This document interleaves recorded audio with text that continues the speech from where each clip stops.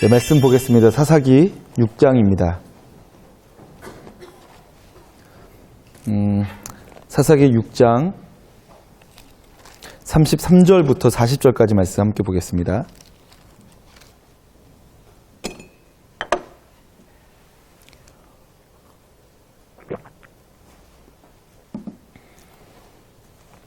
사사기 6장 33절부터 40절까지 기록된 말씀을 저와 여러분이 한 절씩 교독하시고 마지막 절 합독하겠습니다. 33절 제가 먼저 보겠습니다. 그때 미디안과 아말렉과 동방 사람들이 다 함께 모여 요단강을 건너와서 이스라엘 골짜기에 진을 친지라.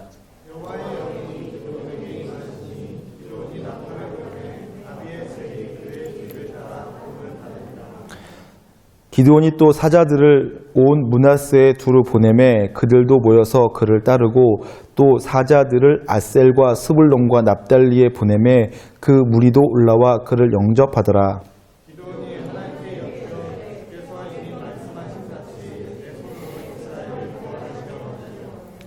보소서 내가 양털 한 뭉치를 타작 마당에 두리니 만일 이슬이 양털에만 있고 주변 땅은 마르면 주께서 이미 말씀하신 같이 내 손으로 이스라엘을 구원하실 줄을 내가 알겠나이다 하였더니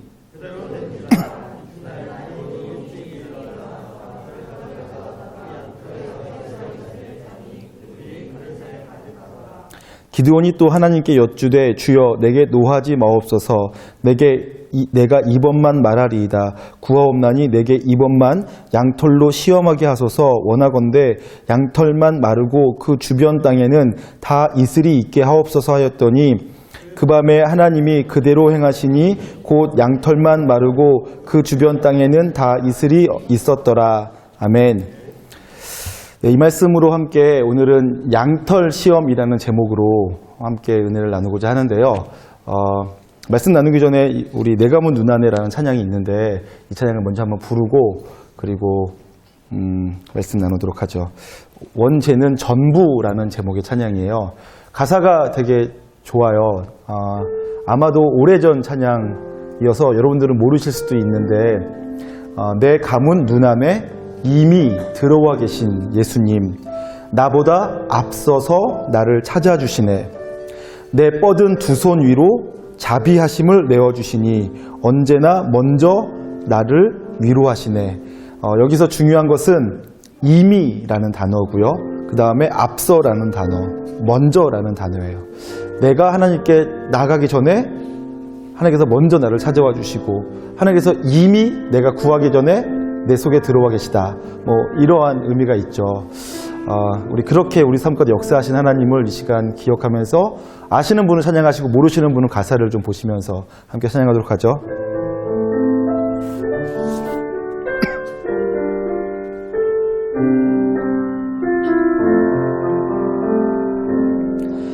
내 가문 눈 안에 이미 들어와 계신 예수님, 나보다 앞서 나를 찾아주시네. 내 뻗은 두 손 위로 자비하심을 내어주시니 언제나 먼저 나를 위로하시네. 내 노래 가운데 함께 즐거워하시는 늘 나의 기쁨이 되시네.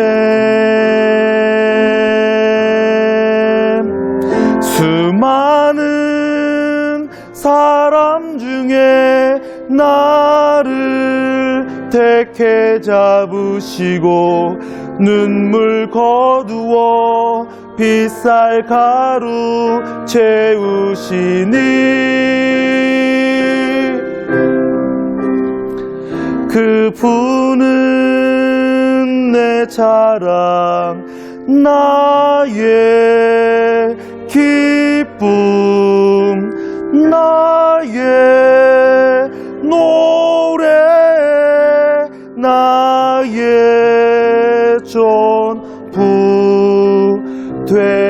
주시네. 한 번 더 할까요? 내 감은 눈 안에 이미 들어와 계신 예수님, 나보다 앞서 나를 찾아 주시네. 내 뻗은 두 손 위로 자비하심을 내어주시니 언제나 먼저 나를 위로하시네. 내 노래 가운데 함께 즐거워하시는 늘 나의 기쁨이 되시네. 수많은 사람 중에 나를 택해 잡으시고 눈물 거두어 빗살가루 채우시니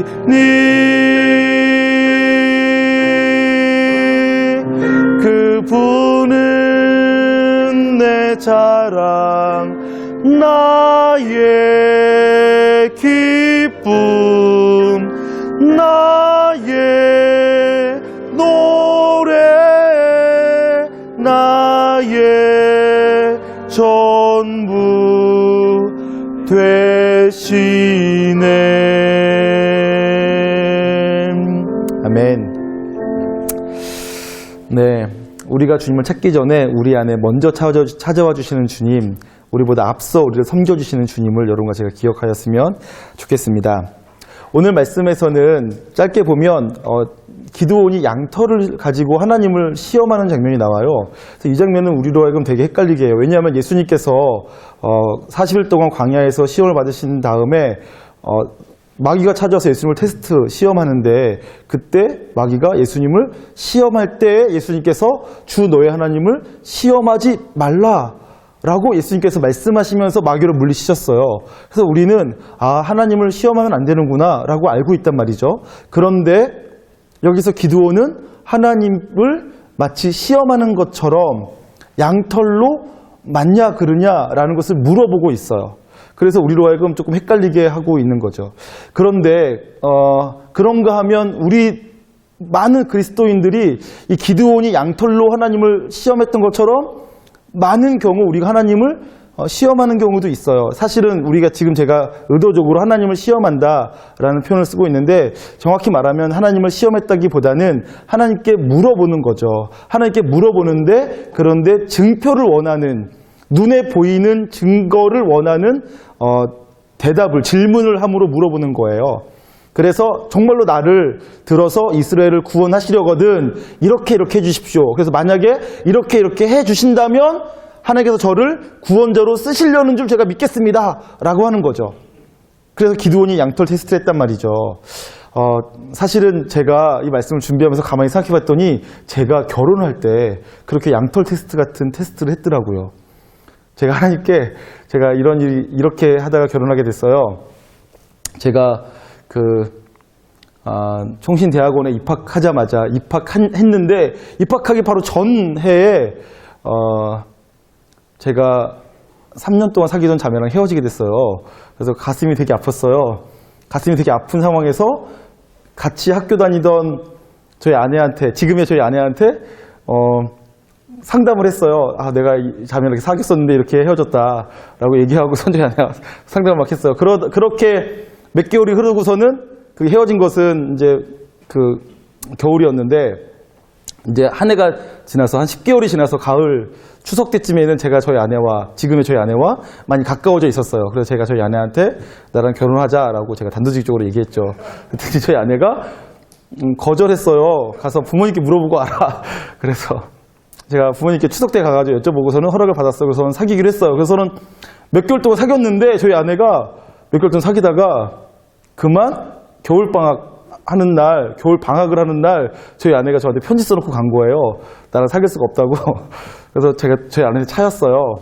그래서는 제가 그 차인 상태에서 차였으니까 독한 마음 먹고 대학원 입시 준비를 해가지고 대학원에 이제 합격을 했어요.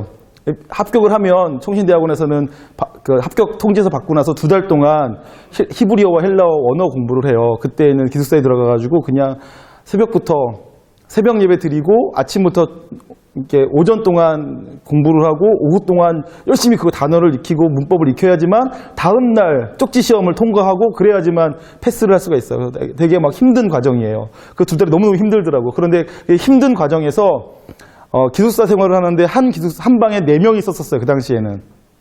근데 거기에 4명이 쓰는데 저와 그리고 이제 처음 보는 3분과 같이 쓰는 거죠. 근데 그 중에서 한 분이 아주 똑똑한 분이 오셨어요. 나이도 지긋하시고 영국에서 신학을 공부하시고 총신대학원으로 오신 거예요.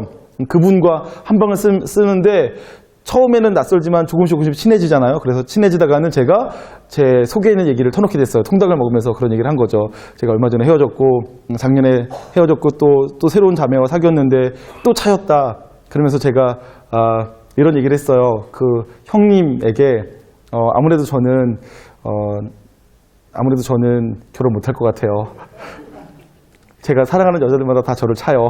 그러면서 제가 상담을 했어요. 그랬더니 그 형님께서 저한테 이럴 때 기도하는 거다. 새벽에 가서 열심히 기도해라. 이렇게 아주 일반적이고 뻔한 대답을 해주시더라고요. 그래서 제가 그런데 그 말이 이상하게 가슴이 와닿았어요. 아, 이럴 때 기도하는 거구나 하고서는 제가 기도를 시작을 했는데 결혼을 위해서 기도를 시작했어요. 그때 제 생각에는 제가 결혼을 못할 것 같았어요. 그래서 제가 하나님께 기도하는데 어떻게 기도했냐면 하나님, 제가 그동안 수많은 여자를 만났습니다. 저희 아내가 7번째 여자거든요. 중학교 1학년 때부터 좋아하는 여자가 있었어요. 중학교 1학년 때부터 좋아했던 여자가 고등학교 3학년 때까지 있었고 고등학교 3학년 때 이후부터 또 해가지고 하나하나 따져보면 저희 아내가 7번째 자매인데 지금까지 제가 사람들을 만나면서 다 제가 좋아했고 그리고 제가 좋아하는 사람마다 다 훌륭한 사람들이었고 신앙도 좋았고 인격도 좋았고 뭐 다 좋았던 사람들이었고 또 사랑했었는데 다 차였습니다. 하나님, 저는 결혼 못할 것 같습니다.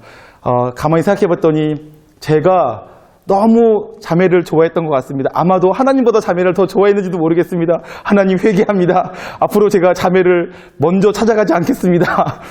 이렇게 기도했어요. 그러면서 제가 그때 뭐라고 기도했냐면 5년이든 10년이든 제가 먼저 제 눈에 마음에 드는 여자를 찾아가지 않겠습니다. 만약 어떤 자매가 저에게 먼저 프로포즈한다면 하나님께서 보내주신 사람인 줄 알고 그때서야 결혼하겠습니다. 앞으로 다시는 여자에게 제가 먼저 좋아한다, 사랑한다, 결혼하자 이런 말 안 하겠습니다. 이렇게 기도를 했어요. 여러분들은 웃으시지만 그때 저는 되게 비장한 각오를 했습니다. 저는 왜냐하면 제가 생각할 때 저는 그렇게 잘생기지도 않았고 키가 크고 뭐 탁월한 능력이 있는 것도 아니었고 너무너무 평범하고 심지어 제가 생각할 때에는 덜 생겼고 그래서 내가 먼저 자매들 앞에서 내 매력을 발산하고 그리고 자매들에게 결혼하자고 얘기하고 끈질기게 매달려야지만 결혼할 걸로 저는 생각했었는데 그런데 제가 그렇게 하기를 포기한 거니까 나는 결혼 못하겠다. 결혼 못할 걸 각오하고 하나님께 그렇게 기도한 거였어요. 그래서 제가 다시는 제가 먼저 자매에게 잘 보려고 하지도 않겠고 제가 먼저 프로포즈 하지 않겠습니다. 그럴 리가 없겠지만 자매 쪽에서 먼저 저에게 프로포즈 한다면 제게 먼저 결혼하자고 한다면 결혼하겠습니다. 라고 제가 기도를 했단 말이에요. 그렇게 한 달을 기도했어요. 매일 새벽마다 그때 기숙사에 있으면서 깨워주니까 새벽마다 안 나가면 막 쫓아와서 문 막 두들기고 하니까 피곤해도 일어나서 가서 예배를 드리고 기도할 때마다 그렇게 기도했단 말이죠. 그런데 어느 날이었어요. 그 기도가 아직 다 끝나지 않았을 때 히브리어가 끝나지 않았을 때 2월 달쯤에 지금의 저의 아내가 된 저 자매가 전화를 했어요. 내가 어디게 그러는 거예요. 그래서 내가 어디게 하는 거 보니까 아마도 같이 다녔던 학교에 있는 것 같아요. 그래서 거기구나 라고 했더니 맞다고 저녁 먹으러 놀러 오라고 그래가지고 제가 알았다고 하고서는 제가 쿨하니까 나를 찼어도 제가 쿨하게 오라는데 또 갔어요. 그래서 이제 공부하다가 이제 저녁 시간 맞춰서 이제 차를 타고 가는 거죠. 가는데 갑자기 이런 생각이 들었어요. 운전하면서, 그때 제가 차가 있었어요. 그래서 운전하면서 막 가다가 갑자기 혹시 갔는데 나한테 지난번에 찬 거 미안하다, 나랑 결혼해 줄래? 라고 말하면 어떡하지? 라고 제가 생각을 했어요. 그래서 제가 그럴 리가 어딨어. 그럴 리가 없지. 그럴 리는 없어.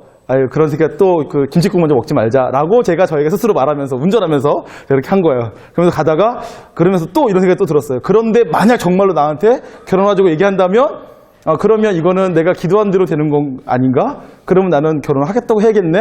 라고 생각을 했어요. 그러면서 그럴 리가 없지 하면서 그럴 리가 없다고 하면서 운전을 가다가 세 번째 생각이 났어요. 그러나 만약 정말로 그럴 리가 없지만 나한테 결혼하자고 얘기하면 이건 두고 볼 것도 없이 내 기도의 응답이다. 결혼해야겠다라고 생각을 했어요. 그래서는 이제 가가지고는 제가 얼굴 두꺼우니까 연기를 잘하니까 제가 가서 아무런 그런 내색 전혀 안 하고서는 만나가지고 같이 밥 먹고 얘기하고 막 수다를 떨고 막 그랬어요. 거기 학교 앞에 사는 자취집에서, 거기 자취집에 살고 있는 집에서, 친구 집에서 같이 이제 셋이서 만나서 저녁을 먹고 막 얘기한 거예요. 그러다가 이제 제가 집에 돌아가니까 태워다 주겠다고 하고서는 지하철까지 태워다 주러 가는데 그때 저희 아내가 그때 저한테 얘기했습니다. 나를 위해서 어떤 형제가 자기 보러 자기를 위해서 기도해달라고 했는데, 그래서 그 형제를 위해서 기도하려고 했는데 기도할 때마다 그 형제 생각은 안 나고 내 생각만 나더라. 그러면서 나랑 결혼할래? 라고 다시 물어봐 줬어요. 저희 아내가. 그래서 이거는 하나님의 뜻이구나 라고 생각하고서는 두말할 것도 없이 그래 결혼하자 라고 얘기해서 그해 5월에 3개월 만에 결혼했습니다. 제가 이 얘기를 이렇게 길게 할 얘기가 아니었었는데 이 얘기를 왜 했냐면 저의 삶 가운데 제가 그렇게 노력하지 않았는데 양털 시험과 비슷하게 만약 하나님께서 이렇게 해주신다면 제가 하나님의 뜻인 줄 알고 이렇게 하겠습니다 라는 식으로 하나님께 여쭤볼 때가 많이 있다라는 거죠. 제가 그게 생각이 났어요. 여러분도 그런 경우 있지 않습니까? 예를 들면 제가 어떤 형제 이야기를 들었는데 어떤 형제가 공무원 시험을 보고 준비하고 있었는데 공무원 시험을 막 준비하다가 이 형제가 2번을 떨어졌어요. 그다음에 3번째 시험을 준비하고 있는 거예요. 근데 그 형제가 저한테 이렇게 말하더라고요. 이번에는 진짜 열심히 공부했는데 이번에도 떨어진다면 하나님의 뜻이 공무원 되지 말라는 것인 줄 알고 포기하겠습니다 라고 얘기했어요. 제가 잘 생각했다라고 얘기했는데 그런 것도 양털 시험과 비슷한 거죠. 만약에 이 양털이 다음날 아침에 젖어 있으면, 땅은 말라 있는데 젖어 있으면 그러면 하나님의 뜻인 줄 알겠습니다. 혹은 반대로 다 젖어 있는데 양털만 말라 있으면 하나님의 뜻인 줄 알겠습니다. 이번에 공부 안 했는데 좋은 성적이 나오면 이런 줄 알겠습니다. 이번에 공부를 열심히 했는데 또 안 되면 이런 줄 알겠습니다. 이런 식으로 우리가 하나님께 양털 시험과 비슷하게 물어보는 경우가 많다는 말이죠. 그래서 저는 여러분과 제가 양털 시험의 의미에 대해서 좀 이해할 필요가 있겠다라고 생각이 들어서 제목을 양털 시험이라고 정했습니다. 자, 양털 시험이라고 얘기를 정했는데, 제목을 정했는데, 그러나 오늘 이 본문을 통해서 제가 여러분과 나누고 싶어하는 메시지는 양털 시험에 대한 이야기가 아니고 우리 하나님이 얼마나 인격적이신 하나님이신가라는 것에 대한 이야기를 나누고 싶습니다. 자, 무슨 얘기인지를 보려면 다시 지금 이 사건의 흐름을 이해할 필요가 있죠. 여러분 이미 이제 여러분들은 다 아실 거예요. 이 사사기 6장의 큰 흐름을 줄기를 다 알고 계시겠죠. 제가 다시 한번 간단하게 정리해 드릴게요. 이스라엘 백성이 다시 하나님 앞에서 범죄하기 시작했어요. 그러니까 하나님께서 범죄하는 이스라엘 백성을 두고 보지 못하시고 그들을 징계하시는데 미디안을 통해서 징계하셨어요. 그래서 7년 동안이나 이스라엘 백성과 미디안이 싸웠다 하면 이스라엘이 미디안에게 지는 거예요. 그래서 이스라엘 백성이 미디안을 피해서 산으로 피해서 동굴을 파고 동굴 속에 숨어 살고 미디안 사람들을 두려워해서 산성을 쌓아놓고 숨어 지내게 되었죠. 그러면서 그들의 삶이 너무너무 곤고하고 힘겹게 되었어요. 모든 것을 다 빼앗겼기 때문에 그렇죠. 너무 힘겹고 궁핍함이 심한지라 하나님께 부르짖기 시작했어요. 하나님께 기도한 거죠. 그랬더니 하나님께서 이스라엘 백성들을 구원하기 시작하세요. 기드온이라는 사람을 통해서 구원하시는 거죠. 그런데 구원하시기 전에 한 선지자를 통해서 이스라엘 백성이 무슨 문제가 있었는지를 알려주셨는데 그 문제가 뭐였냐면 이스라엘 백성을 향하여서 하나님께서 내가 너희를 애굽에서 건져내어 가나안 땅에 들어가게 하면서 내가 너희를 가나안 땅에 들여보내면서 했던 말이 가나안 땅에 있는 신들을 두려워하지 말라고 말을 하였는데 너희가 내 말을 듣지 않고 가나안 땅에 있는 신들을 두려워하였다 라고 책망하셨어요. 그러면서 그 메시지를 하면서 이스라엘 백성에게 하시는 말씀은 무엇이었겠어요? 가나안 땅의 신들을 두려워하지 말라는 거였겠죠. 하나님만을 두려워하고 하나님만을 경외하고 가나안 땅에 있는 신들을 두려워하지 말라라고 말했단 말이에요. 그러면서 그래서 이 사사기 6장, 7장, 8장에 있는 기드온 사건은 계속하여서 이스라엘 사람들로 하여금 하나님만을 두려워하고 세상을 두려워하지 말라, 가나안 땅에 있는 신들을 두려워하지 말라라고 하는 두려움과의 싸움을 다루고 있어요. 우리가 무엇을 두려워할 것인가, 무엇을 두려워하고 살아야 되는가 하는 문제를 다루고 있다는 말이죠. 그러는 중에 하나님께서 기드온을 부르세요. 기드온을 부르실 때에 기드온도 두려워 떨던 사람이었어요. 그래서 타작을 하고 있는데 포도주 틀에서 숨어서 타작을 하는 거죠. 그만큼 기드온이 옹색하게 웅크리고 숨어서 타작하고 있었어요. 아주 작은 사람이었다는 거죠. 그렇게 작은 사람에게 하나님께서 하나님의 사자가 찾아가서 기드온에게 하나님의 큰 용사여 내가 너와 함께한다 라고 얘기하면서 그를 부르시죠. 그래서 기드온이 그때에도 신뢰하지 못하고 정말 하나님 맞으십니까? 하고 여쭤보죠. 정말 하나님 맞으시다면 저에게 사인을 주십시오 라고 했더니 그때 하나님의 사자가 그러면 재물을 갖고 와라 라고 했어요. 재물을 갖고 왔어요. 그랬더니 재물을 잡아놓고 반석 위에 놓고 그 다음에 거기다 국을 부어라 라고 얘기했어요. 국을 부었어요. 재물이 젖은 거죠. 그런데 그 젖어 있는 재물에다가 지팡이를 댔더니 불이 나와서 살은 거죠.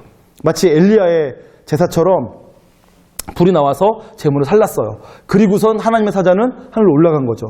기드온이 보니까 정말로 이거는 하나님이 아니고서는 있을 수 없는 기적이 일어난 거죠. 그래서 기드온이 내가 하나님을 보았구나 라고 하면서 두려워하고 있었어요. 그랬더니 하나님께서 다시 기드온에게 두려워하지 말아라, 내가 너와 함께한다 라고 말씀하시면서 기드온을 위로해 주시죠. 그래서 기드온이 그 제단의 이름을 여호와 샬롬, 여호와께서 우리에게 평강을 주신다 라는 이름을 붙여놨어요. 그렇게 여호와께서 나를, 하나님께서 기드온을 이스라엘의 구원자로 삼으신 것이 그냥 사람이 하는 말이 아니라 하나님께서 지명하여 불렀다는 것을 기드온에게 확인시켜 주신 날이었죠. 그날 밤에 하나님께서 기드온에게 너희 집안에 있는 바알의 제단과 아세라 목상을 찍어버려라 라고 말씀하셨어요. 그랬는데 기드온이 그것을 하나님께서 시키신 말씀이니까 순종해야 되는데 두려웠어요. 그래서 낮에는 감히 못하고 밤에 몰래 가서 바알의 제단을 헐고 그다음에 아세라 목상을 찍어버렸어요. 그걸로 제사를 드린 거죠. 그때가 첫 번째 기드온이 하나님으로부터 테스트를 받은 거였죠. 두려움을 맞서서 어떻게 싸울 것인가 하는 테스트를 받은 거였어요. 그런 다음에 그러한 일이 있자 사람들이 기드온을 향하여서 여룻바알이라는 별명을 붙여줬어요. 무슨 뜻이냐면 바알과 싸우는 사람이다, 바울과 다투어서 이겼다라는 뜻의 별명을 지어준 거죠. 그러고 나서 얼마 안 있어서 미디안 사람들이 연합군을 이루어서 쳐들어왔어요. 13만 5천 명이나 되는 어마어마한 숫자의 적들이 쳐들어온 거죠. 또 이스라엘 땅을 메뚜기 떼처럼 몰려들어와서 다 휩쓸고 지나가면서 남아있는 곡식, 양과 나귀와 염소들을 다 가져갈 심상으로 찾아온 거였어요. 그렇게 찾아와서는 찾아오니까 기드온이 이때는 안 되겠다, 더 이상 못 참겠다고서는 나팔을 불었어요. 그리고서는 우리가 맞서 싸우자 하니까 기드온이 먼저 나가니까 기드온의 집안 사람들, 아비에 있을 사람들, 그리고 기드온의 지파, 므낫세 지파, 그리고 기드온이 살고 있는 므낫세 지파와 접경에 있었던 이사갈과 스불론 지파가 같이 이제 싸우기 위해서 모였습니다. 그렇게 모였는데 그때 기드온이 하나님께 여쭤보는 거예요. 하나님, 정말로 저를 하나님의 종으로 사용하셔서 이 전쟁에 승리케 하실 작정이시라면 저에게 다시 한번 증거를 보여주십시오 라고 하면서 양털 시험을 하게 되는 거예요. 그래서 양털 시험의 내용은 이런 거예요. 하나님, 제가 양털 한 뭉치를 마당에다 놓겠습니다. 그런데 마당이 다 말라 있는데 양털만 물이 흠뻑 젖어 있다면 있을 수 없는 일이 벌어지는 거죠. 그렇다면 하나님께서 저를 통하여서 이 전쟁에서 이기게 하실 줄 제가 믿겠습니다 라고 하나님께 여쭤보는 거예요. 그런데 다음날 보니까 정말로 땅은 다 말라 있는데 양털은 흠뻑 젖어 있는 거예요. 그러니까 기드온이 하나님의 뜻이구나 라고 믿었어야 돼요. 그런데 기드온이 생각해 봤더니 그럴 수도 있을 것 같아. 밤새도록 이슬이 내렸는데 아침에 햇볕이 쨍쨍해가지고 내가 확인하기 전에 다 말랐는데 양털은 물이 너무 흠뻑 젖어 있으니까 아직 습기가 덜 말라가지고 젖어 있는 것처럼 느낄 수도 있겠다라고 생각을 했나 봐요. 그래서 이번엔 반대로 하나님께 또 한 번 물어봐요. 하나님, 죄송하지만 한 번만 더 여쭤보겠습니다. 이번에는 반대로 한번 해주세요. 땅은 다 젖어 있는데 양털은 뽀송뽀송하게 말라있게 해주세요. 그러니까 이거는 정말로 있을 수 없는 일이죠.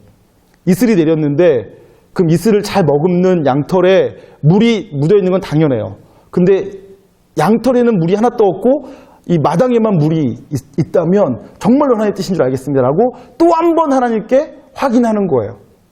그랬는데도 하나님께서 그 기드온의 요청을 들으시고 응답해 주셨어요. 그래서 다음날 봤더니 정말로 마당은 다 이슬로 흠뻑 젖어 있는데 양털은 가장 물을 많이 머금고 있어야 될 양털은 뽀송뽀송하게 말라 있는 거예요. 그러니까 그때서야 기드온이 하나님께서 나를 정말로 이스라엘의 구원자로 쓰시려고 하는구나 라고 믿고 전쟁에 나아가게 되어지는 장면입니다. 지금 이 장면인데 여러분이 이 장면을 볼 때 양털 시험을 보지 마시고 우리 기드온과 그다음에 하나님을 좀 주목하여 봤으면 좋겠습니다. 자, 기드온은 지금 어떤 사람입니까? 지금 기드온의 상태가 어떻습니까? 저는 기드온을 보면서 이렇게 전체적인 큰 흐름을 보니까 기드온이 되게 답답하게 느껴졌어요. 어떤 점에서 답답하게 느껴졌냐면 지금 벌써 몇 번째 하나님을 시험하는 건가? 그렇잖아요. 하나님께서 처음에 하나님의 큰 용사여 내가 너와 함께한다라고 할 때 기드온이 그때 하나님과 논쟁하죠. 하나님이 정말 우리와 함께 하신다면 우리가 어째서 이렇게 고통을 당합니까? 나는 하나님께서 이스라엘 백성을, 우리 조상들을 애굽에서 구원해 내셨다는 얘기를 듣긴 들었는데 그때에는 수많은 기적이 있었다면서요. 그런데 저는 내 생애에는 한 번도 기적을 본 적이 없습니다. 정말로 하나님이 살아계시다면 왜 저는 이런 걸 경험할 수가 없습니까? 라고 얘기했어요. 그랬더니 하나님께서 그렇게 말하는 기드온을 들으시고 계속 기드온을 설득해 주세요. 그러면서 그럼에도 불구하고 내가 너를 이스라엘 구원자로 사용하겠다. 그래서 내가 너로 하여금 이스라엘을 건져내겠다라고 말씀해 주셨는데 그것을 잘 믿지 못하니까 그래도 기드온이 그래도 기적을 요구하니까 하나님의 사자가 기적을 보여줘요. 어떤 기적이었다고요? 재물을 놨어요. 그리고서는 아직도 피가 뚝뚝 떨어지고 있는 재물인데 살아있는 짐승인데 거기다가 믿지 못할까 봐 국까지 부었어요. 푹 젖어 있게 된 거예요. 그렇게 젖어 있는 재물을 지팡이에서 불이 나와서 태운 거예요. 놀라운 기적이잖아요. 그리고 그 하나님의 사자는 하늘로 사라졌대요. 하늘로 올라갔대요. 기적을 경험했어요. 그리고서는 여호와 샬롬이라고 이름까지 붙여놨어요. 그리고 다음날 하나님 말씀에 순종하였어요. 바알의 제단을 헐고 아세라 목상을 찍어버려라. 기드온이 두려웠지만 그 말에 순종하였어요. 기드온이 생각할 때에는 그 말에 순종하면 우리 집안 사람들과 이 주변에 있는 모든 사람들이 다 나에게 찾아와서 나를 잡아 죽일 것이다 라고 생각하였지만 반대로 역전되어서 오히려 기드온이 바알과 싸운 용사로 대접받게 되었어요. 하나님 말씀에 순종하면 나는 두려워할지라도 말씀대로 순종하면 형통케 되어지는구나 라고 기드온이 배웠을 법해요. 그런데 이제 다시 하나님의 성령에 충만하여서 적군과 맞서 싸우려고 다시 모였어요. 다시 싸우기 위해서 나팔을 불었고 그리고 사람들이 모여들었어요. 함께 싸우겠다고 모여들었어요. 이미 사람들이 모여들어 있는 상태예요. 그런데 그때서야 기드온이 또다시 두려워하면서 하나님께 또 여쭤보는 거예요. 정말로 저를 쓰시려고요? 정말로 제가 되겠습니까? 하나님 정말로 저를 사용하시려고 하시는 거 맞습니까? 라고 여쭤보는 거죠. 답답한 마음이 조금 들죠. 그런데 한편으로 그렇게 답답한 마음이 들면서 또 한편으로는 그게 사람이구나. 그게 나의 모습이구나. 그게 우리의 모습이구나. 라는 생각을 하게 되었습니다. 여러분들은 어떠세요? 탄성력이라고 혹시 아세요? 탄성력? 고무줄을 쭉 잡아당기면 늘어나지만 그 힘을 빼면 손을 놔버리면 고무줄이 다시 원래 모양대로 복원되잖아요. 돌아가잖아요. 그것을 원래 모양대로 돌아가려고 하는 힘을 탄성이라고 하죠. 다시 튕겨내는 힘. 세게 때리면 세게 때릴수록 반발하고 원래대로 형상을 유지하려고 하는 힘. 그 탄성력인데 우리는 정말 탄성력이 강한 것 같아요. 수련회 때 큰 은혜를 경험하고 그래서 주를 위해 살겠습니다 하고 막 울며 불며 부르짖고 주님이 나의 왕이십니다. 주님만을 위해 살겠습니다 하고 고백하면서 뜨겁게 기도했는데 돌아와서 며칠 안 돼가지고는 벌써 옛날로 다 돌아가고, 혹은 돌아온 날 집에 들어와서 전날 밤에 은혜 받고 친구들과 노느냐고 밤샜기 때문에 집에 들어가서 가자마자 잠을 자는데 엄마가 수련회 갔다 와서 이렇게 게으름 피냐고 등짝 한 대 후려치면 곧바로 엄마한테 눈을 흘기면서 엄마랑 싸우는 것이 우리의 모습, 저의 모습이었거든요. 여러분들은 어떠신가요? 은혜 받고 변화될 것처럼 생각했고 변화될 줄 알았는데 다시 금방 옛날로 돌아가고 다시 옛생활로 돌아가는 것이 우리의 모습 아닌가 생각이 들었어요. 기드온을 볼 때, 이 말씀으로 볼 때 저는 기드온을 향해서 답답했어요. 또 하나님을 테스트해, 또 확인해야만 돼 라고 제가 생각했는데, 그런데 제가 저의 인생을 볼 때에는 계속 제가 하나님께, 저도 하나님께 여쭤보고 있더라고요. 하나님, 정말 이것이 맞습니까? 정말 이 길이 맞나요? 이 길이 맞으면 제게 좀 확신 좀 주세요. 너무 앞이 깜깜합니다. 너무 막막합니다. 제게 좀 알려주세요. 라고 하나님께 기도할 때가 참 많이 있더라고요. 기드온을 보면서 답답해하지만 사실은 기드온과 똑같은 모습, 혹은 기드온보다 훨씬 더 한심한 모습이 저와 여러분의 모습은 아닌가 생각해 보게 되었습니다. 사람들은 이렇게 잘 바뀌지 않고 다시 옛생활, 어둠의 생활, 다시 죄인된 생활로 쉽게 돌아가려고 하는 경향을 갖고 있는, 정말 연약하고 정말 부족하기가 한이 없는 사람들인 것 같습니다.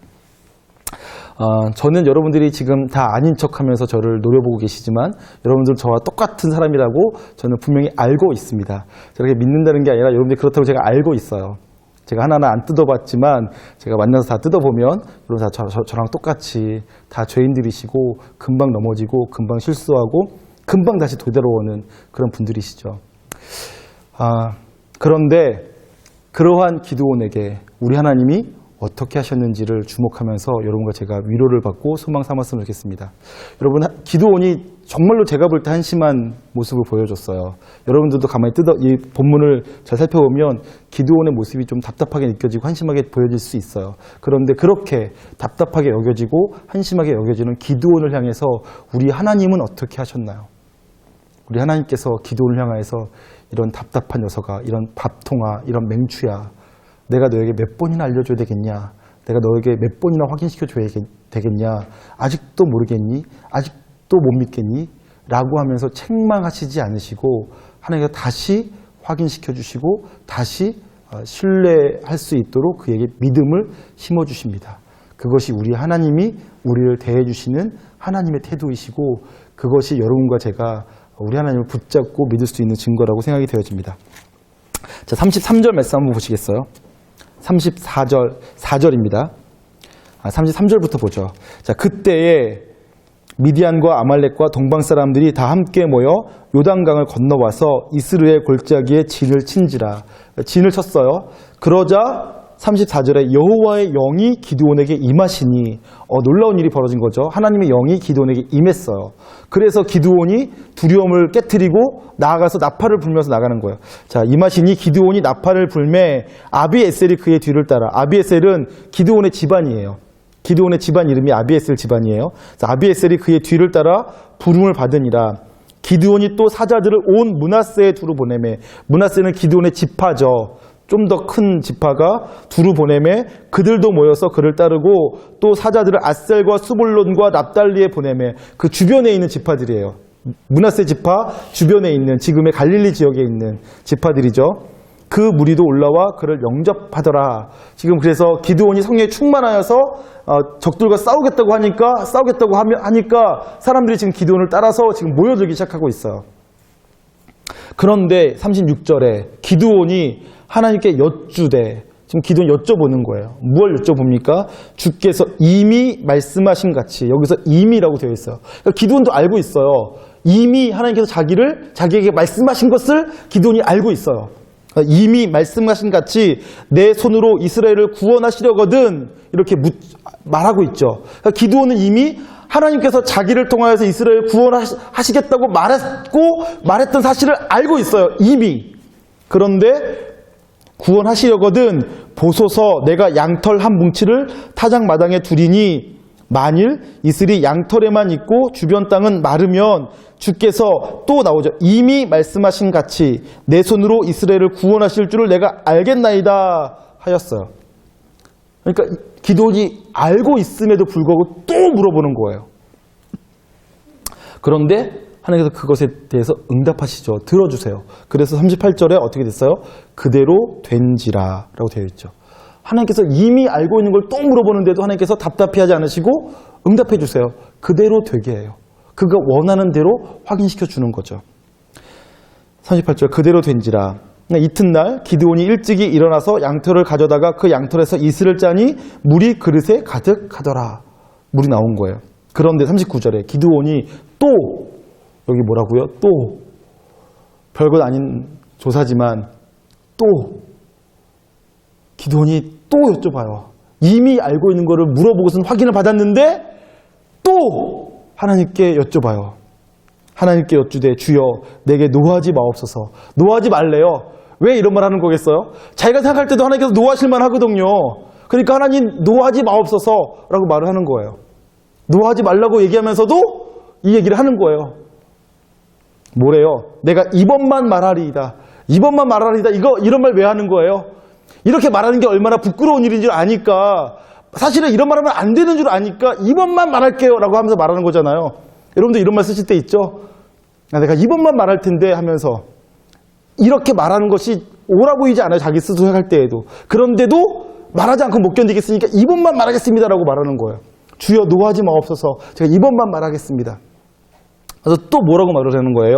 구하옵나니 내게 이번만 양털로 시험하게 하소서. 원하건대 양털만 마르고 그 주변 땅에는 다 이슬이 있게 하옵소서 하였더니 라고 하면서 이번에는 반대로 물어보는 거죠. 기드온이 참 집요하죠. 그런데 그렇게 하는 기드온에게 우리 하나님은 어떻게 하셨습니까? 40절에 그 밤에 하나님이 그대로 행하시니. 그 밤에 하나님께서 그대로 행하셨대요. 곧 양털만 마르고 그 주변 땅에는 다 이슬이 있었더라.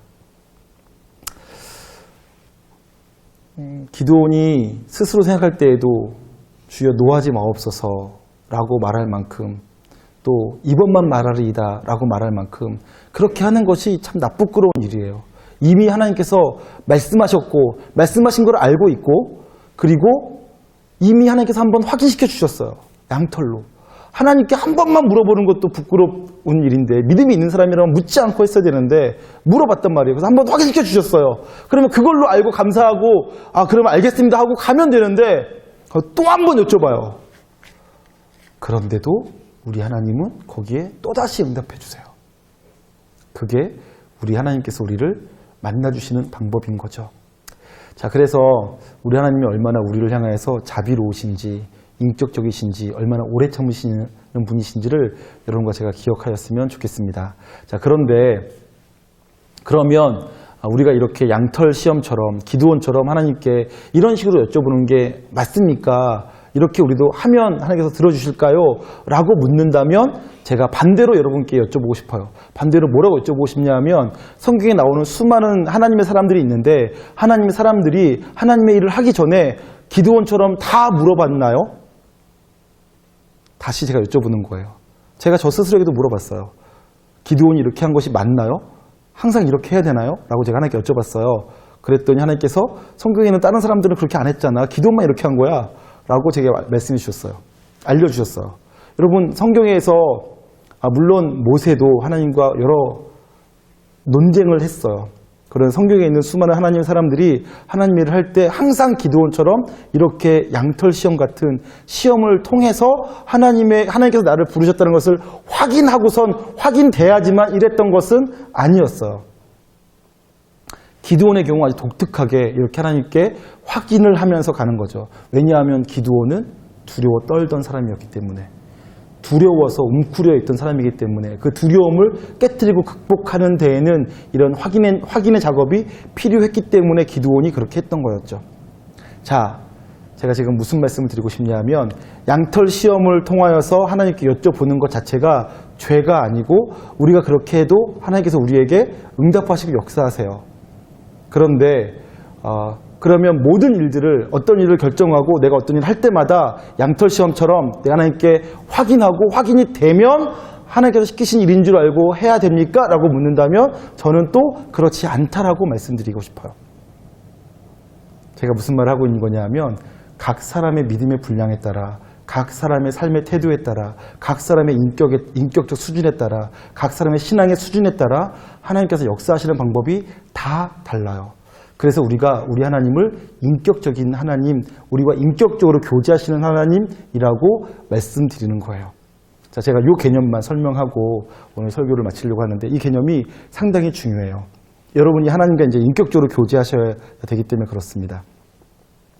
저희 첫째 아들, 제가 이 얘기를 할 때마다 꼭 쓰는 예화여서 그런데 이 얘기 말고도 참 많은 이야기가 있지만 제 대표적인 얘기니까 말씀드리겠어요.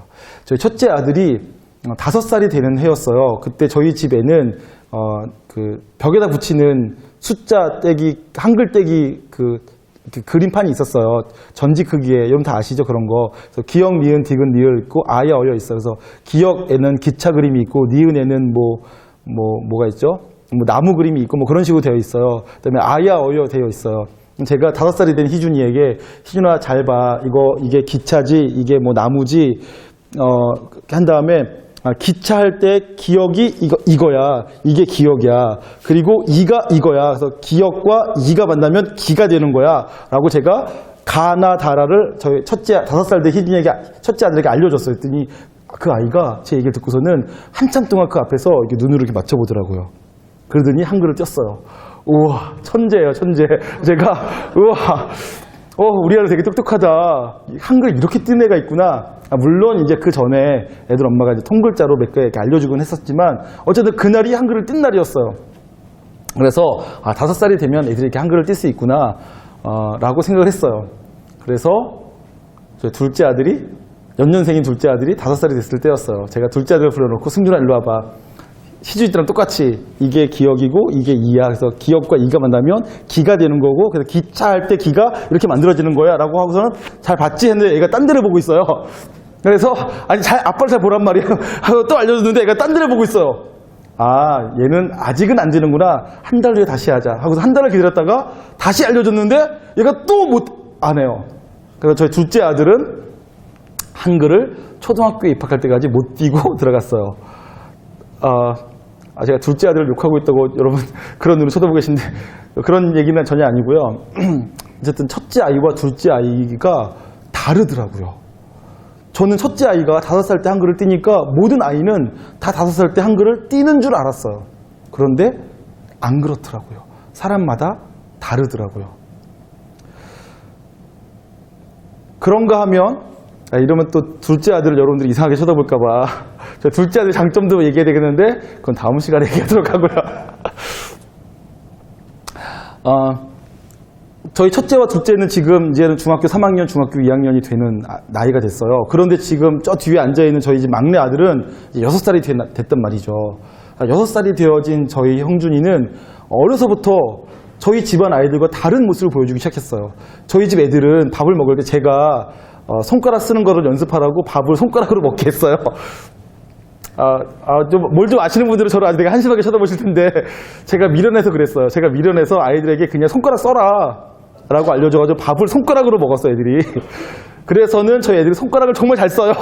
근데 젓가락을 사용하지 못하고 나중에 젓가락 쓸 나이가 돼서 젓가락을 알려줬더니 젓가락질을 잘 못해요. 그래서 밥을 먹을 때 맨날 흘리고 먹었어요. 지금도 저희 첫째와 둘째는 젓가락질을 잘 못하는데 그나마 최근 들어서 둘째 아들이 자기가 젓가락질을 이상하게 하는 것이 부끄러웠는지 스스로 연습을 좀 하기 시작하더라고요. 첫째 아들은 지금도 젓가락질을 자기가 스스로 이상하게 하면서도 그래서 부끄러운 줄 모르고 잘 안 찝혀지면 젓가락 놔두고 손으로 집어먹어요. 우리 집안 얘기를 너무 많이 하는데 그런데 독특하게 저희 집 막내 아들은 특별하게 가르쳐주지 않았는데 젓가락질을 지가 스스로 해요. 그리고 더 놀라운 것은 저희 집 애들은 밥풀이 떨어져도 아무도 죽질 않았어요. 그냥 떨어진 채로 그냥 살았어요. 그런데 막내 아들은 밥풀이 떨어진 밥풀을 꼭 주워서는 치우고 먹어요. 정리를 해요, 애가. 제가 너무 놀래고 있는 거죠. 제가 남자애들만 셋을 키웠는데 다 제 핏줄인 것을 제가 얼굴을 보고 다 확인하고 있는데, 그런데 애들이 다 틀려요. 하는 행동이 다 틀려요. 그래서 제가 저희 세 아들을 키우는데 세 아들을 다 똑같이 대할 수가 없어요. 첫째에게는 첫째만의 장점이 있고 또 단점이 있어요. 둘째에게는 둘째만의 장점이 있고 또 단점이 있어요. 셋째에게는 셋째만의 장점이 있고 다 단점이 있어요. 저희 아내와 저는 항상 이렇게 논쟁을 하죠. 장점은 다 나 닮은 거고 단점은 다 너 닮은 거다 라고 하면서 논쟁을 하는데, 저희 아내는 한 번도 굴하지 않고 단점은 다 절 닮은 거고 장점은 다 자기 닮은 거라고 서로 또 그렇게 생각하고 있어요. 다 장점은 나 닮은 거래. 그런데 어쨌든 장점과 단점이 있는데 그게 다 달라요. 첫째와 둘째와 셋째가 달라요. 똑같은 부분도, 비슷한 부분도 있지만 다른 부분이 너무 많아요. 어떻게 한 핏줄에서 태어난 내 새끼들이 이렇게 다 다른가 라고 의아하게 생각될 정도로 달라요. 다르기 때문에 제가 세 아이를 똑같이 대할 수가 없는 거죠. 각각 다르게 대해야 되고 각각 다르게 제가 반응해 줘야 돼요. 첫째는 첫째대로. 첫째는 얼마나 붙어있는 걸 좋아하는지 몰라요. 하루 종일 집에 있으면서도 힘들어하진 않아요. 그리고 저랑 막 살 맞대고 스킨십 하는 거 너무 좋아해요. 막 껴안고 한 이불 속에 들어오고, 그리고 너무 좋아해요. 반대로 둘째는요, 붙어있는 걸 너무 싫어해요. 집에도 아침에 나갈 때는 밤 10시에 들어와요. 그리고 제가 아이가 너무 사랑스러워서 한번 껴안아 주려고 하면, 지금만 그런 것이 아니라 어렸을 때부터도 껴안아 주는 거 너무 싫어해요. 무슨 그런 애가 있는지 모르겠어요. 껴안아 주는 거 다 좋아하잖아요. 보통 대부분의 애들은 다 좋아하잖아요. 걔는 싫어해요. 희한하죠. 그래서 저는 둘째는 껴안지 않습니다. 껴안지 않고, 껴안지 않아주는 게 그 아이를 사랑해주는 방법이에요. 걔랑 그리고 싱거운 농담하는 거 너무 좋아하고, 그렇게 애정 표현을 그렇게 하는 거죠. 다르게 제가 반응해주고 다르게 만나주는 거예요. 그게 좋은 아빠의 특징이죠. 좋은 아빠는 각각 다 다르게 대해줘요. 우리 하나님이 얼마나 좋으신 분인지, 하나님이 저를 만나실 때에는 저에게 맞게 만나주세요. 제 기질, 제 성향, 저의 삶의 배경을 아셔서 저에게 딱 맞게 저를 만나주세요. 여러분을 만나실 때에는 여러분에게 딱 맞게 만나주시죠. 똑같은 인천 사람이고 부평중앙교에 살고 있고 똑같은 나이래도 그가 다르기 때문에 하나님께서 다르게 만나주세요. 그게 우리 하나님의 인격적인 모습이세요. 어떤 사람은 성격이 급하면 성격이 급한 사람에게 급하게 말씀하시는 하나님, 어떤 사람은 아주 꼼꼼하게 세밀하게 하나하나 완벽하게 확인하고 확인이 돼야지만 그 다음 단계로 넘어가는 사람에게는 그렇게 하나하나 일일이 다 확인시켜 다음 단계로 넘어가도록 알려주시는 하나님, 우리 하나님께서 그렇게 우리에게 말씀하시고 우리를 만나주십니다. 오늘 기드온에게는 그동안 그렇게 두려워했었고 그동안 그렇게 확신이 없어서 떨었기 때문에 하나님께 몇 번씩이나 확인하고 자존감이 낮았었기 때문에 정말 나입니까? 저는 우리 집안에서도 가장 작은 사람인데 정말 나 같은 사람이 하나님께 쓰임받을 수 있습니까? 몇 번씩이나 확인해야만 되는 거죠. 그런데 그것이 기드온이었기 때문에, 그러한 기드온을 하나님께서 아셨기 때문에, 그래 기드온아 맞다, 하나님께서 답답하실 만도 하지만 그래 기드온 확인이 필요하지, 지금 너에게는 확인이 필요하지, 그동안 못 믿었으니까, 그동안 네가 너무 오랫동안 두려움 속에 떨면서 살았으니까 확인이 필요하지, 내가 확인시켜주마 하면서 기적을 보여주시는 거예요.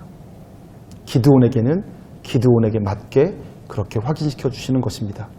엘리야에게는 엘리야에게 맞게 확인시켜 주시고, 모세에게는 모세에게 맞게 확인시켜 주시는 것입니다. 베드로에게는 베드로에게 맞게 확인시켜 주시고, 바울에게는 바울에게 맞게 확인시켜 주시는 것입니다. 그렇게 하나님께서 확인시켜 주시는 것이죠. 그래서 여러분, 성경에 기드온 이야기를 보면서 양털 시험이 맞나 틀리나 그것 때문에 고민하지 마시길 바라겠습니다. 양털 시험을 해야지만 되는 사람은 하나님께 그렇게 여쭤보면 되는 거죠. 그런데 그렇게 하지 않고도 자신 있고 하나님께 나와 함께 하신 것이 분명하게 느껴지고 경험되어진 사람은 확인하지 않으셔도 괜찮아요. 확인하지 않고 믿는 것이 더 복이 있다고 할 수도 있겠죠. 오늘 기드온 양털 시험을 했고 이것 때문에 수많은 사람들이 하나님께 여쭤보고 있어요. 저에게도 물어보죠. 양털 시험이 맞습니까? 틀립니까? 꼭 그렇게 물어봐야 됩니까? 물어보지 말아야 됩니까? 거기에 대해서 제가 이렇게 말씀드리는 것입니다. 해도 되고 안 해도 되는데 기드온은 양털 시험이 필요했기 때문에 하나님께서 그렇게 응답하신 거다. 너에게도 그것이 필요하면 그렇게 물어봐라. 그런데 너에게 그것이 그렇게 묻는 것이 필요치 않다면 물어보지 않고도 하나님을 믿고 신뢰하고 살아가는 것이 더 좋을 수 있다. 이렇게 대답하고 싶습니다. 여러분 그렇게 믿으시고 살아가시길 바라겠습니다. 하나님께서 인격적으로 대하신다는 것에 대해서 한 가지 더 얘기할 것이 있습니다. 그것은 저와 여러분의 인생이 과정적 존재라는 것을 먼저 제가 알려드려야 돼요. 여러분 모든 살아있는 존재는 다 과정을 겪어가면서 살고 있어요. 식물은 씨앗이 떨어지고 그 씨앗에서 싹이 나서 줄기가 자라서 나중에 꽃이 피고 열매를 맺으면서 이렇게 커가는 거죠. 조금씩 그래서 잠깐 봤을 때에는 아무런 변화가 없는 것 같아요. 그런데 하루 이틀 혹은 일주일 한 달 지나고 보면 훌쩍 커 있는 모습을 보죠. 아무리 지켜보고 있어도 자라는 것처럼 보이지 않고 움직이는 것처럼 보이지가 않아요. 그런데 어느 날 보면 훌쩍 커 있어요. 자라는 거예요. 저희 집 애들도 그랬어요. 조금만 했었는데 5살 때 신발 신을 줄 알면서 다 키웠다. 아, 신발만 신으면 정말 행복하겠는데 신발 신는 거 보면서 다 키웠다 하고서는 제가 한시름 놓았을 때가 엊그제 같은데 이제는 첫째가 키가 저만해졌어요. 그래서 제가 입는 옷들을 지가 막 입고 다니더라고요. 벌써 큰 거예요. 클 때에는 전혀 몰랐어요. 얘가 언제 크나 했는데 어느 날 보면 훌쩍 커 있는 거죠. 자, 모든 사람은 모든 살아있는 것들은 자라가게 되어 있어요. 그런데 조금씩 자라갑니다. 자랄 때에는 눈으로 자라는 것이 보이지 않는데 그러나 눈으로 보이지 않지만 꾸준히 지속적으로 점진적으로 자라가고 있어요. 그것이 모든 살아있는 존재의 특징입니다. 그냥 기계로 찍어내는 것처럼 만들어지지 않고 조금씩 점진적으로 어떤 과정들을 거쳐서 자라가게 되어져 있습니다. 그것이 살아있는 존재들, 생명 있는 것들의 특징이죠. 여러분들도 그렇게 지금 조금씩 자라왔고 그리고 우리 육체가 조금씩 자라는 것뿐만 아니라 우리의 영적 생명도 점진적 과정을 거쳐서 자라가요. 그래서 성경에는 갓난아기라는 표현이 있어요. 우리를 향해서. 그것은 정말로 육체적 갓난아기를 말하는 것이 아니라 영적 갓난아기를 말하는 거예요. 어린아이라는 표현도 있어요. 청년이라는 표현도 있죠. 아비라는 표현도 있어요. 그다음에 장로, 엘더라는 표현도 있죠. 장로, 어른이라는 거예요. 그래서 우리 영적 생명도 영적인 갓난아이의 모습이 있고 영적인 어린아이의 모습이 있고 영적인 청년의 모습이 있고 영적인 아비의 모습이 있고 영적인 어른의 모습이 있어요. 다시 말하면 영적 생명도 조금씩 자라가는 단계가 있다는 얘기죠. 자, 어떤 사람이 영적으로 아주 어리고 미숙해요. 이제 막 신앙생활을 시작했어요. 그러면 영적 갓난아기라고 말할 수 있겠죠. 영적 갓난아기는 그가 어떻게 하겠습니까? 우리 육체적인 갓난아기랑 비슷해요. 혼자서는 못 써요. 혼자서는 못 살아요. 갓난아기가 혼자 내버려두면 죽는 것처럼 영적인 갓난아기도 혼자 내버려두면 죽어요. 공동체의 돌봄이 필요한 거죠. 공동체가 그래서 돌봐줘야 돼요. 영적인 아비 같은 사람들이 영적 갓난아기 같은 사람들을 돌봐줘야 돼요. 그리고 반대로 얘기하면 영적 갓난아기는 그래서 마치 육체적인 갓난아기처럼 항상 뭘 달라고 해요. 젖달라고 하고 뭐 돌봐달라고 하고 관심 가져달라고 하고 나를 떠나지 말라고 하고. 그래서 영적 갓난아기는 교회적으로 볼 때에는 피곤한 사람들이에요. 왜냐하면 돌봐줘야 되니까. 끊임없이 에너지를 그에게 투자해야 돼요. 그래서 영적 갓난아기가 교회 안에 많으면 피곤합니다. 그러나 영적 갓난아기가 있어야지 그 영적 갓난아기를 잘 돌봐줘야지 영적 갓난아기가 어린아이가 되고 영적인 청년이 되고 영적인 아비가 돼서 또다시 영적인 어린아이들을 돌볼 수 있는 거예요. 그러니까 공동체 안에는 영적인 갓난아기, 우리의 도움을 필요로 하는 사람들이 많으면 많을수록 좋아요. 근데 많으면 많을수록 좋지만 많으면 많을수록 피곤하죠. 그래서 영적인 아비들이 많이 있어야지만 돼요. 영적인 부모들이. 자, 그런데 그거는 개념이고요. 우리 하나님께서 어떻게 하십니까? 그래서 우리 안에 영적인 갓난아기들을 대하실 때 영적인 깐난아기를 대하실 때에는 그 영적인 깐난아기에 맞게 하나님께서 대해 주세요. 제가 그래서 지난번에 농담처럼 얘기했는데 오늘 명절이에요. 명절인데 교회 아침에 일어났는데 피곤해요. 전날 밤에 너무 늦게까지 게임을 하고 책을 보다가 아무튼 늦게 잤어. 그래서 오늘 아침에 주일인데 교회 가야 되는데 교회 다닌 지 얼마 안 된 사람이 피곤해가지고 이렇게 생각하는 거 잠자리에 누워서 이렇게 오늘은 교회 가지 말까? 사실은 시골 내려가지 않지만 그 속으로 리더한테 오늘 시골 간다고 거짓말 치면 그냥 그러라고 잘 다녀오라고 할 텐데 시골 간다고 거짓말하고 교회 가지 말까? 라는 생각을 혼자서 하는 거예요. 그가 이렇게 생각하고 있을 때 하나님은 그 사람을 어떻게 보시겠습니까? 그런데 반대로 두 번째로는 제가 오늘 아침에 일어났는데 오늘 명절인데 교회 가기 싫은 거예요. 그래서 제가 하나님께 이렇게 하나님 오늘 명절인데 교회 가기 싫은데 교회 안 가도 될까요? 라고 하나님께 여쭤봤어요. 이렇게 여쭤보는 저에게 하나님은 뭐라고 말씀하실까요? 교회 다닌 지 얼마 안 된 사람이 오늘 교회 가기 싫은데 안 가면 안 될까? 라고 생각하며 하나님께 여쭤보는 것과 목사인 제가 하나님께 오늘 교회 가기 싫은데 교회 안 가면 안 될까? 라고 하나님께 여쭤보는 것과 하나님께서 어떻게 반응하시겠냐고요. 하나님께서 똑같이 안 된다 얘야 교회는 꼭 나와야 된다 이렇게 반응하시겠습니까? 아니면 그래 얘야 힘들면 좀 쉬어라 이렇게 반응하시겠습니까? 우리 하나님 어떻게 반응하실까요? 영적인 깐난아기에는 영적인 깐난아기에 맞게 반응하시고 영적인 아비 역할을 해야 되는 저에게는 똑같이 영적인 아비로서 반응하시는 거죠. 여러분들 지금 어떤 상태에 있으십니까? 여러분 여러분의 상태를 아셔야 돼요. 내가 영적인 깐난아기인가 아니면 영적인 청년인가 영적인 아비인가 확인하셔야 되고 확인이 되셨다면 그거에 맞게 행동하려고 애쓰셔야 됩니다. 그리고 하나님께서 내게 응답하실 때 응답하시는 걸 보면 알 수 있어요. 응답하시는 걸 보면 하나님께서 지금 나를 영적인 깐난아기로 대하시는구나 아니면 하나님께서 나를 영적인 아비로 대하시는구나 라고 알 수 있죠.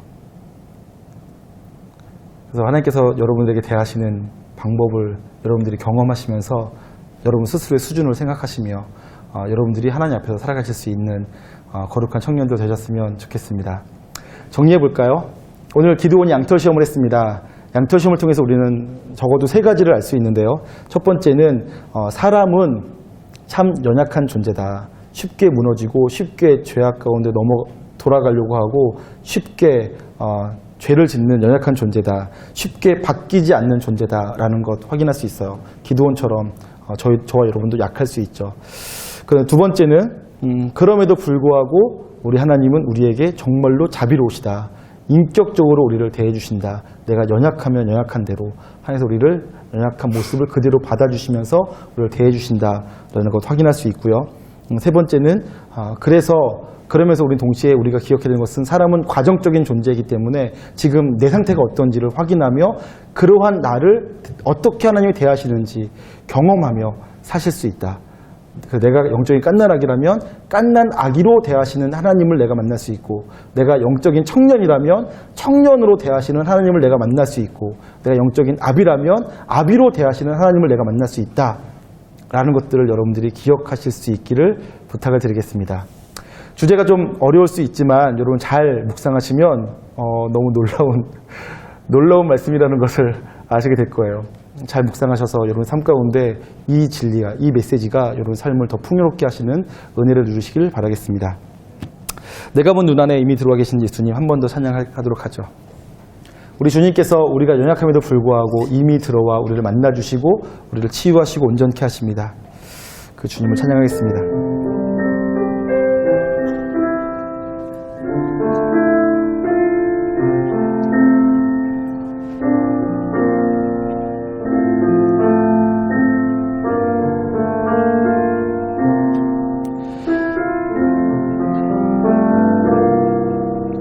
내 감은 눈 안에 이미 들어와 계신 예수님 나보다 앞서 나를 찾아주시네 내 뻗은 두 손 위로 자비하심을 내어주시니 언제나 먼저 나를 위로하시네. 내 노래 가운데 함께 즐거워하시는 늘 나의 기쁨이 되시네. 수많은 사람 중에 나를 택해 잡으시고 눈물 거두어 빗살가루 채우시니 그분은 내 자랑 나의 기쁨 나의 노래 나의 전부 되시네.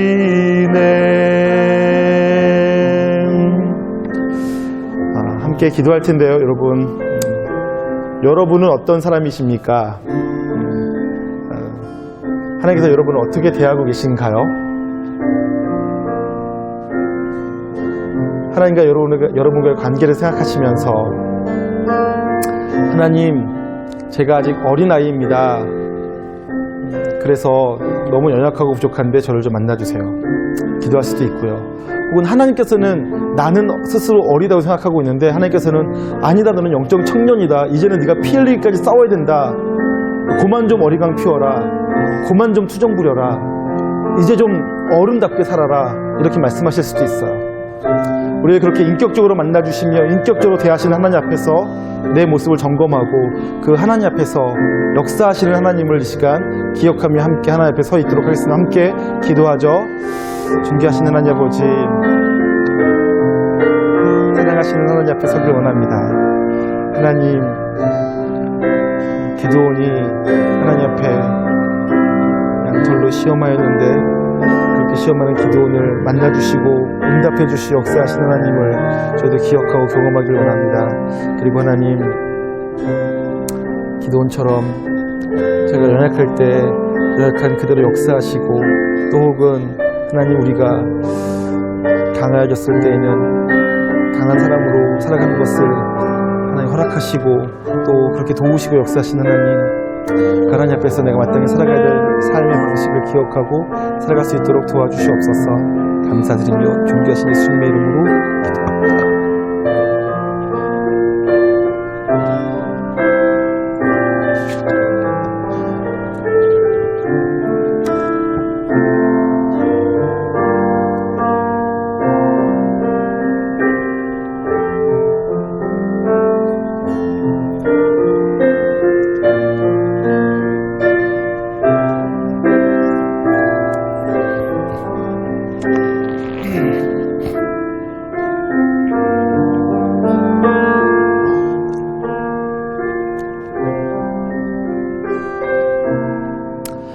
하나님 아버지, 저희를 사랑해 주셔서 감사합니다. 저희가 아직 너무 어려서 투정 부리고 불평 불만만 하고 어리광 부릴 때에도 하나님, 우리를 거절치 않으시고 피곤하다 말씀하지 않으시고 지쳤다 말씀하지 않으시고 끝까지 사랑하시고 끝까지 돌보시며 끝까지 돕는 손길을 통하여서 우리를 만나주시고 우리를 새롭게 해주시니 감사합니다. 그렇게 우리를 인격적으로 대해주시는 하나님으로 인하여서 감사하고 우리의 어떠한 모습이든지 우리를 거절치 않으시고 만나주시는 하나님 앞에 우리가 담대히 나아가 온전한 심령으로 예배하고 하나님과 교제하며 살아가는 저희들 되게 하여 주시옵소서. 또 주님, 이 자리에 어떤 지체들은 영적인 청년으로서 또 영적인 아비로서 혹은 영적인 어른으로서 살아가야 할 터인데 아직 어른의 모습, 아비의 모습을 갖추지 못한 채 아직도 어린아이처럼 살려고만 하고 있다면 주님, 그에게 하나님 찾아가 격려하시고 그를 세우사 이제는 영적 청년으로서 피 흘리기까지 싸우며 죄와 싸우고 마귀와 싸우고 세상과 싸워 이기는 자의 삶을 살 수 있도록 도와주시옵소서. 또 하나님, 영적 아비로서 영적 어린아이들을 돌봐주어야 될 사람들에게는 찾아가 위로하시고 힘주시며 그들로 하여금 영적인 아비로서 살아갈 수 있도록 하나님 함께하여 주시옵소서. 주님, 그래서 우리 공동체 아래 영적인 아비들이 또 영적인 청년들이 더 많아지게 하시고, 그래서 죄와 싸우고 또 영적인 어린아이들을 잘 돌보아 줄 줄 아는 복된 공동체가 되게 하여 주시옵소서. 또 우리 공동체 안에 영적인 생명들이 많이 생겨지길 원합니다. 돌봄이 많이 필요한 사람들, 돌봄이 많이 필요한 지체들이 많아졌으면 좋겠습니다. 우리가 그들을 돌보고 그들을 섬기고 그들을 세워가면서 또 우리 안에 역사하신 하나님을 경험할 수 있길 원합니다. 우리 공동체 안에 그렇게 역사하여 주시옵소서. 하나님, 우리를 인격적으로 만나주신 하나님, 인격적으로 역사하신 하나님을 저희가 기억하고 그 하나님과 이번 한 주간도 교제하며 살기를 원하오니, 그렇게 각 사람이 하나님과 교제하는 것을 사모하게 하시고 하나님과 교제하고자 할 때마다 주님 가까이서 만나주시며 말씀하여 주시고 우리 삶을 지도하고 인도하여 주시옵소서. 감사드리며 존귀하신 예수님의 이름으로 기도드리옵나이다. 아멘. 이제는 우리 주 예수 그리스도의 놀라우신 은혜와 하나님 아버지의 극진하신 사랑하심과 성령님의 감화 감동 교통하심 역사가 하나님과 교제하길 원하고 하나님과 함께 살기를 원하는 사랑하는 주의 새벽 이슬과 같은 청년들의 심령 가운데, 그들의 일주일간의 삶 가운데, 또 그들의 앞길 위에 이제로부터 영원토록 함께 있을지어다. 아멘.